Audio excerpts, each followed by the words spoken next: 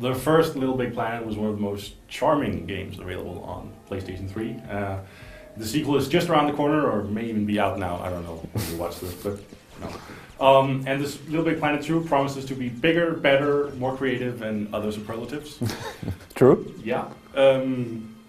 What have they done that's new? For the first couple of hours, I would be tempted to say nothing. Nothing. More or less. The structure of the sequel is exactly the same as the first one, that being that you play this almost ordinary seemingly platform game where you collect stickers and objects and clothes for your little sack boy. The main difference, if you're only playing it as a single player this time around, is that the single player has been much more structured into what is actually a little story about the Negativitron who wants to destroy. What's the Negativitron? Kind of a living vacuum. Giant space vacuum. Yes, who wants to destroy the craft world where the game takes place, and that means that you have to join the alliance led by Larry da Vinci, and be creative and spoil the evil plans of the Negativitron. And just the thing that there's actually a story backing this whole thing, even though it's a weak story and it isn't meant as anything special, gives what you're doing much more context, because each new world actually has some sort of helping gizmo that will aid you in your fight against Negativitron. Like what? For instance, there is this whole world which is like a big science fiction fortress where you have to learn to command vehicles, the vehicles being like mechanized bunnies, dogs and hamsters. I've always wanted a mechanized hamster. Exactly. And you have to learn to control them so that you may use them to bomb the Negativitron and stuff like that. So that was single player? Yeah. Yeah. So I suppose there's multiplayer.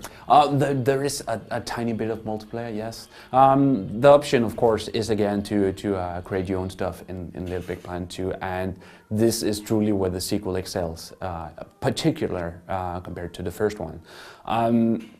The first one, as most YouTube watchers have seen in the meantime, really offered a lot of options for the people who were creative enough to actually find them in the weird setup that the game used. Mm-hmm. And you were able to create some really great stuff, but you really had to work for it.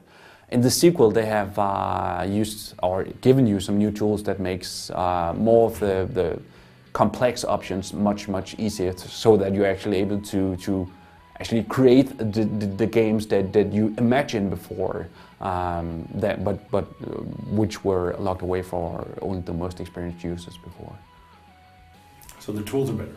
The tools are much better. There is actually a tool now where you can almost program in a very easy way each thing that you want to use. Like, for instance, I saw this example another place where someone mentioned that he was finally able to make a door that actually opened when you went through it, which was a huge problem in the first game. And now you just have this little tool where it says, or where you tell it that when you get close to it, it has to open the door, and you just put it on the door, and that's it. It's taken care of. I saw a video of somebody in the beta remaking Wolfenstein 3D. Yes.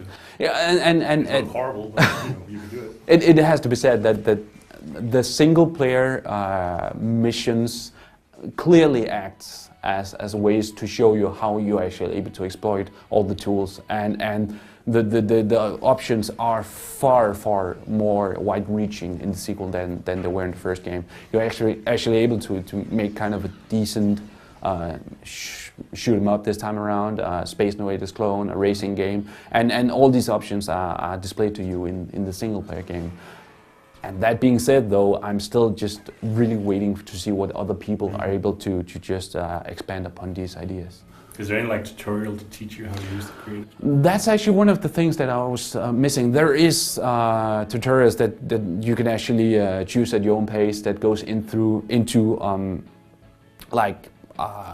each is very detailed on one point of the game. Pressing up or down on the right stick lets you make him as big or as small as you like. But press left or right and you can tip him any which way up.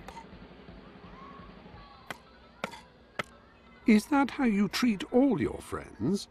To me, it seemed like sometimes that something in between the tutorials, like a tutorial in between two tutorials, was missing, which meant that I had to experiment, and of course that's okay, but it can be frustrating if you just want to create from day one. So all in all, it's a very, very good sequel, and once again I was charmed from start to end. I don't think that as a platform game, as a pure platform game, it's best of its kind, but then again it's unreasonable to compare this to, for instance, to Mario Galaxy or something like that. The single player acts as a tutorial, and if you can already say before buying the game that you're planning on being really creative, this is a far, far better game than the first game.